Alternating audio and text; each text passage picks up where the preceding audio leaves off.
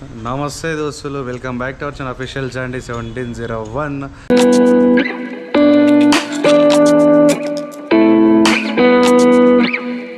So guys, ఈరోజు ఏడికి పోతున్నా అంటే మన బండి రిజిస్ట్రేషన్ అయితే వచ్చింది. సో దగ్గర ఒక 45 days అయితే అవుతుంది మన బండి తీసుకొని. అండ్ నేను చాలా అనుకున్నా ఏంటంటే ఫ్యాన్సీ నెంబర్ తీసుకుందాం, అంటే మనకు 1701 నెంబర్ ఉంది కదా, ఆ నెంబర్ తీసుకుందాం అనుకున్నా. బట్ ఏమైందంటే దానికి ఒక 3-4 months పడుతుంది, ఆ సిరీస్ లేదు. సో ఒక 3-4 months వెయిట్ చేయండి అని పెద్ద సమస్య వచ్చి పడిందే చెప్పారు. బట్ మనం ర్యాపిడో ఊబర్ చేసాం కాబట్టి సడన్గా పోలీసులు పట్టుకుంటే రిస్క్ ఎందుకు అని చెప్పేసి నేనేం చేసిన, వద్దులే అన్న, మనకి నార్మల్ ఏదైతే వస్తుందో అదే ఇచ్చేసే అని చెప్పిన. బట్ ఏదో అన్ఈజీ అవుతుంది, ఎందుకంటే మన ఫేవరెట్ నెంబర్ వస్తే బాగుంటుంది. అచ్చా ఠీకే. బట్ ఏం చేస్తాం. సో ఇక ఈరోజు నిన్న స్లాట్ బుక్ చేసిండు, ఈరోజు అయితే రిజిస్ట్రేషన్ ఉంది. సో కేపీహెచ్పికి వెళ్ళి అక్కడికి వెళ్ళిన తర్వాత, అంటే రిజిస్ట్రేషన్ ఫీజు నార్మల్గా షోరూమ్ వాళ్ళు ఏమన్నారంటే ఒక 200 rupees ఇచ్చేయండి, వాళ్ళకి ఏం ఎక్కువ ఉండదని చెప్పారు. బట్ ఇంకొక స్టంట్ ఏంటంటే, మనం బండి తీసుకుంటప్పుడు వచ్చి బైక్ డ్రైవింగ్ లైసెన్స్ పెట్టాము. వాళ్ళు ఏమంటారు అంటే బైక్ డ్రైవింగ్ లైసెన్స్ తీసుకోరు, వేరే ఏదైనా లోకల్ ప్రూఫ్ తీసుకోమని చెప్పారు. బట్ మనకు లోకల్ ప్రూఫ్ ఏం లేవు. అండ్ ఇప్పుడు అక్కడికి వెళ్ళిన తర్వాత మరి ఏమంటారు తెలియదు. నార్మల్గా అయితే licence, pan card, Aadhaar card తీసుకురా అని చెప్పారు. అక్కడికి వెళ్ళిన తర్వాత మనకు లోకల్ అడ్రస్ లేదు, మరి ఏమైనా ఎక్కువ అమౌంట్ ఛార్జ్ చేస్తారా లేకపోతే ఏందో తెలియదు. ఇన్ కేసు ఎక్కువ అమౌంట్ ఛార్జ్ చేసిరు అనుకో మాట్లాడతా, ఎందుకంటే షోరూమ్ వాళ్ళతో మాట్లాడతా. ఎందుకంటే ఆల్రెడీ మన దగ్గర లోకల్ ప్రూఫ్ లేదు కాబట్టి మనం డ్రైవింగ్ లైసెన్స్ పెట్టినాము. నువ్వు మళ్ళీ ఇంకొక లోకల్ ప్రూఫ్ కావాలంటే మన దగ్గర ఏడుంటుంది. సో ఒకసారి మనం అక్కడికి వెళ్ళేసి మాట్లాడుకొని చూద్దాం. నాకు తెలిసి ఎక్కువ అమౌంట్ ఛార్జ్ చేసిరంటే ఇక ఏదైతే అది ఇక షోరూమ్ దగ్గరికి పోయి షోరూమ్ వాళ్ళతో మాట్లాడు, ఎందుకంటే ఆల్రెడీ అన్నీ మాట్లాడుకొని మనం అమౌంట్ అయితే పే చేసినాము. నార్మల్గా వాళ్ళు చేసే వరకు 200 ఇవ్వమని చెప్పి వాళ్ళు షోరూమ్ వాళ్ళే చెప్పారు.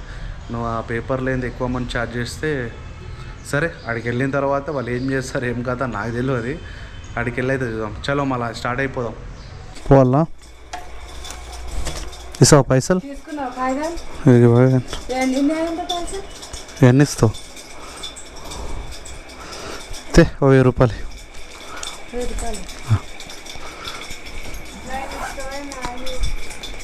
1000 రూపాయలు కూడా కావాలనుకుంటా.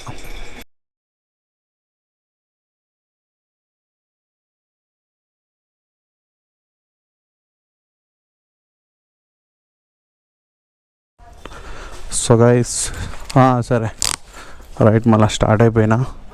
ఇగో మనోన్నైతే కొంచెం అక్కడిక్కడైతే తుడిచిన, మరి ఏమంటాడేమో. ఇంకోటి ఏంటంటే ఇగో గిడ అవుతుంది కదా, టీఆర్ నెంబర్ ఇరిగిపోయింది, ఏమనకపోతే బాగుంటుంది.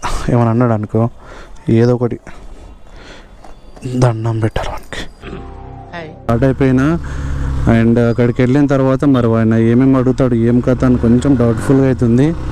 So Aadhaar card, PAN card, driving licence తీసుకుంటున్నా. నేను ఇంకోటి వచ్చి మనకి టీఆర్ నెంబర్ ఇస్తాడు కదా, ఆ పేపర్ కూడా తీసుకెళ్తున్నా. అక్కడికి వెళ్ళిన తర్వాత ఏమవుతుందో ఏమో. ఎంటీ బైక్, ఇంత చిన్న రోడ్లో ఇంత పెద్ద వెహికల్స్ వస్తున్నాయి, ఇంత ట్రాఫిక్ ఉంటుంది ఇక్కడ. 11 o'clock రమ్మన్నాడు, టైం వచ్చి 10:55 అవుతున్నది. 5 minutes అడిగాడు, పోతామా? నాకు తెలిసి మళ్ళీ ఫోన్ చేస్తాడు, తమ్మి ఏడున్నావు తమ్మి అంటాడు. ఏడున్నా అని చెప్పాలి. కానీ నాకు కొంచెం ఇట్లా ఉంది. నేను అనుకున్నది నెంబర్ వస్తే బాగుంటుంది అనుకున్నా, కానీ ఏం చేస్తాం, ఈ 2-3 నెలలు ఆగినామంటే మళ్ళీ పోలీసులు దొరికితే అదో బాధ. ఇక రిస్క్ ఎందుకని చెప్పేసి చేయించుకుంటున్నాను. లేకపోతే ఏమో 2-3 నెలలు అయింది, సంవత్సరమైనా వెయిట్ చేయొచ్చు. మన ఇష్టమైన నెంబర్ కోసం ఎన్ని నెలలు వెయిట్ చేసినా ఏం కాదు, కానీ పోలీసులు వెయిట్ చేయలేరు కదా, రంగా పెట్టి నొక్కుతారు. మళ్ళీ దగ్గర ఒక ఎన్ని డేస్, 5 days 6 days అవుతుంది మళ్ళీ మనం ర్యాపిడో ఊబర్ చేయక. ఏం చేద్దాం, దిమాగ్ ఖరాబ్ అవుతున్నది. ఒక్కరోజు గ్యాప్ ఇచ్చిర్రంటే అంతే సంగతిగా, మనకి ఇంట్రెస్ట్ రాదు, చేయబుద్ధి కాదు, బాడీ మొత్తం నర్వస్ అవుతుంది. ఒక్కసారి కంటిన్యూ చేసినామంటే 1 week మొత్తం కంటిన్యూ చేస్తాం మేము, అట్లుంటుంది నా బాడీ. లేదు అనుకుంటే ఇంట్లోనే ఆరామ్సే తొంగుంటా. అది గుర్తాను ఒక ఏంద్రా ఇంత ట్రాఫిక్, లౌడాల పంచాదంట. అమ్మ నిన్న కూడా సేమ్ నైట్ మాత్రం ఘోరంగా ట్రాఫిక్ ఉండే, ఇక ఇప్పుడు కూడా ట్రాఫిక్ ఉన్నది. యాక్చువల్లీ నా ప్లానింగ్ ఏంటంటే కుకట్పల్లి నుంచి పోతే బాగుంటుంది అనుకున్నా, బట్ కుకట్పల్లి నుంచి పోతే లాంగ్ అవుతుంది. సో ఇట్లా ఆఫీస్పేట్ నుంచి లెఫ్ట్ నొక్కితే వెళ్ళిపోవచ్చు అనుకుంటున్నాం. లెఫ్టే తీసుకుందాం. ఆఫీస్పేట్ నుంచి పోతే దగ్గర అవుతుందేమో అనుకుంటున్నాం. ఆఫీస్పేట్ నుంచి వెళ్తే సెట్ ఎంటీ తీసుకుందాం అనుకున్నా, కానీ ఏం చేస్తాం, బ్యాడ్ లక్. అది 2,60,000 మనతో యాడ్ అవుతుందని చెప్పేసి తీసుకోవాలి. ₹1,00,000 ఎక్కువ. బండ్ల సోకి పోయింది కాక నాకైతే నిజం చెప్పాలంటే. 2 NSలు 2 220 అమ్మిన తర్వాత సాల్ రబ్బాయి పెద్ద బండ్లు తీసుకునే బదులు చిన్న బండ్లు తీసుకుందామని ఫిక్స్ అయిపోయాను. అందుకోసమే ఎటు పోతున్నాడు, ఎటు వస్తున్నాడు, ఇది అట్లా అవుతున్నది అనమాట. బండ్ల మీద సోకు బంద్ అయిపోయింది. ఇక పెద్ద బండ్ల జోలిగా పోతలే. ఫ్యూచర్లో ఇప్పుడు కాదు, ఫ్యూచర్లో తీసుకుంటే మంచి బండి తీసుకోవాలి. మెయిన్ నుంచి వెళ్తే ఇప్పటికల్లా మన మినిమం జెంటూ వరకు వెళ్ళిపోవటం. మంచి వీడియో వస్తుండే అట్లనో ఇట్లనో. ఇదేం దమ్దాం మనకు. రిజిస్ట్రేషన్ ల్యాండ్ మార్క్ అయితే వచ్చేసిన, బట్ అన్న కాల్ చేయాలి. మా అన్న ఈడున్నాడో ఏమో మళ్ళా. ఎక్కడ ఉందో తారక నా బండి రిజిస్ట్రేషన్. ఇక్కడనే రిజిస్ట్రేషన్ ఆఫీస్కి ఇదే. అన్న లోపల ఉండంట, కొద్దిసేపు ఆగు నేనే వస్తున్నా అని చెప్పిండు. ఇవన్నీ కొత్త పనులే. ఏదో ఒకటి పెద్ద బండి కనిపిస్తలే రిజిస్ట్రేషన్ చేయించటి. ఆడ ఎక్స్ట్రీమే కనిపిస్తుంది. ఈడ FZ పెద్ద బండ్లు కనిపించాలి. తనలేదు, పెద్ద బండ్లు కనిపిస్తే వీడియో తీసుకోవచ్చు మంచిగా. సందీప్ కుమార్ కోచం, సందీప్ కుమార్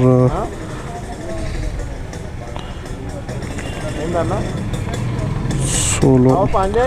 ఏ బైక్ అన్న ఇది?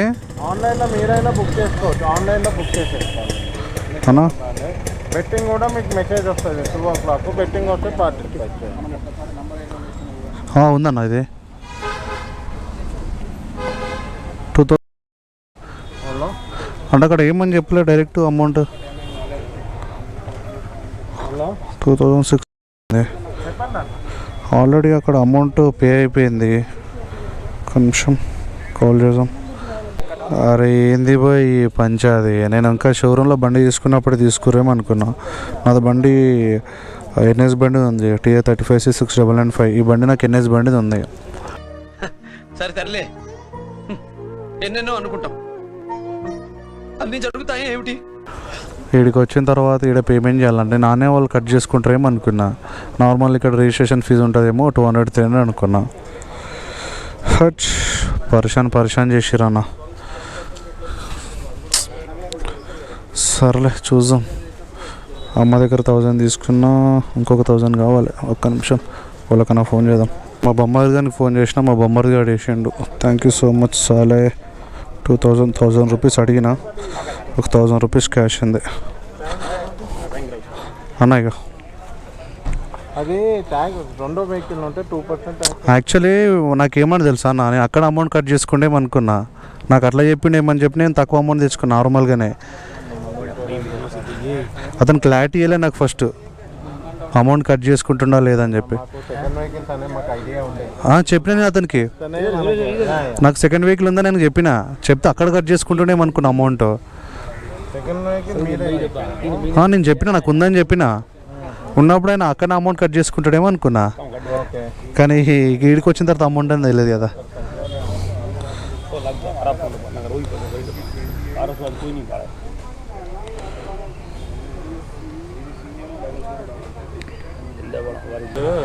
మళ్ళీ రేపే అంటే ఇబ్బంది అవుతుందన్నా.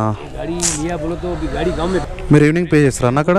నేను కాల్ చేస్తాను అన్న, నాకు ఆన్లైన్ చేస్తే నేను బ్యాంక్ అకౌంట్కి. సరే చట్నీ అమ్మ. ఈరోజు కూడా పన్నెట్టు అయిపోయి ఏం చేస్తాం. ఏంది పోయి మరి ఇంత బండి కొన్నందుకు ఆడి ఇబ్బంది చేశారు కొడుకులు.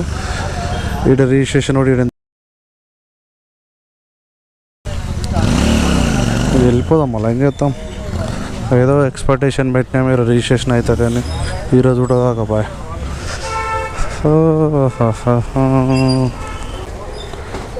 రిటర్న్ కొట్టేస్తున్నావా? ఏమంటుండు, ఈరోజు ఆ బ్యాంక్లో పోయి DD ఏదో కట్టాలంట. డీడీ కట్టి రేపు ఉంటుందంట. మరి రేపు వానికి అమౌంట్ వేయాలంట. ఇక తీసుకో, ఇంటికి పోయిన తర్వాత రేపు అమ్మ దగ్గర తీసుకుంటే ఇక పైసలు. యాక్చువల్లీ నిన్న ప్లానింగ్ క్యాన్సిల్ అయిపోయింది, ఈరోజు ప్లాన్ క్యాన్సిల్ అయింది. వెళ్ళిపోదాం.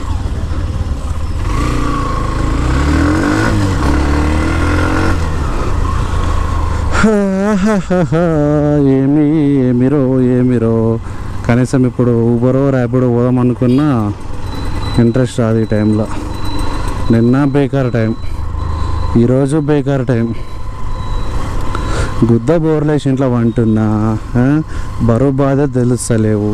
ఏం చేద్దాం కాక. రిజిస్ట్రేషన్ కాగానే బండికి చిన్న మాడిఫై ఉంది, అది చేపిస్తే బండి లుక్కే వేరుంటుంది. ఏంటంటే ఇక్కడ ఒకటి వస్తుంది, మన ఎంటీ బైక్కి ఒకటి వస్తుంది, ఇట్లా మన డ్రాగన్ లెక్క వస్తుంది. సో అది ఇక్కడ ఫిట్ చేసినామంటే ఈ ఈ ఈ వర్క్ మొత్తం హైలైట్ కవర్ అయిపోతుంది. అండ్ ఇంకోటి వచ్చి డౌన్లో కింద వచ్చి మనకి ఇంజన్ మడ్గార్డ్ లెక్క ఒకటి ఉంటుంది, బండి సేఫ్టీ గార్డ్ అనమాట. అది కూడా అదొక 1300 1400 ఉంది. షోరూమ్ బుక్ చేసుకోవాలి. అది కూడా మస్తు అంటే మస్తు అనిపించింది.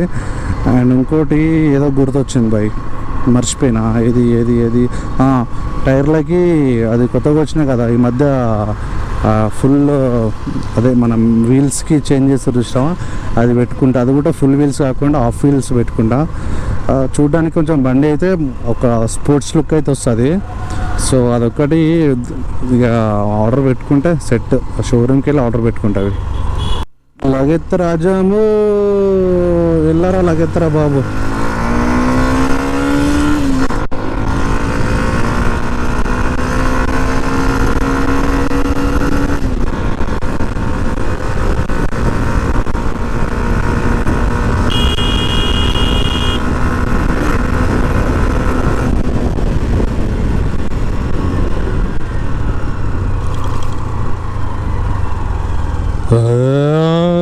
కుక్కలు తగినట్లు అరుస్తుంది అనుకుంటా బోసడికి. అది దీనికి సైలెన్సర్ పెట్టాలి, ఎగ్జాస్టర్ ఫిట్ చేసి బండి నడిపేయాలి, అప్పుడు ఎట్లా అరుస్తుందేమో. పెద్ద బండ్లు ఎప్పుడు కొంటాము, పెద్ద బండ్ల మీద ఎప్పుడు తిరుగుతాము. ఏందిరా బాయ్ లొడల పంచాది, గుద్ద ఇనిగిపోతున్నది ఈ బండ్ల మీద తిరిగి. మన బరువుకేమో గుంజాయి. గుంజిన పనులు కొందామంటే దానికి గుద్ద వాళ్ళకి పెట్రోల్ వేయాలి. ఏం చేద్దాం, మన బతికిలు ఎంతేనా. డ్రీమ్ బైకులు తీసుకుంటే దానికి గుద్ద వాళ్ళకి పెట్రోల్ వసూలు మీద ఉండాలి, దాన్ని మెయింటైన్ చేస్తూనే. ఒక చిన్న వర్క్ ఉండే, చిన్న వర్క్ కంప్లీట్ చేసుకొని ఇంటికైతే వెళ్ళిపోతున్నా.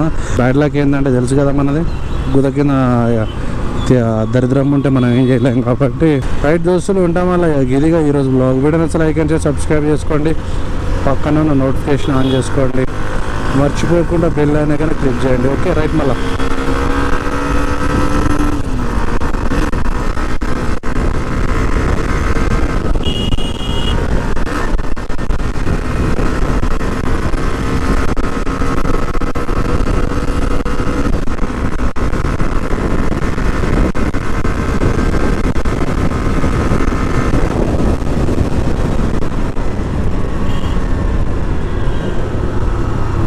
మజబూత్ వచ్చినా కదా, స్పీడు గట్టిగా వచ్చిన బుమ్ అన్నదా సౌండ్. వినిపించిందా అనిపించలేదా బండి సౌండ్?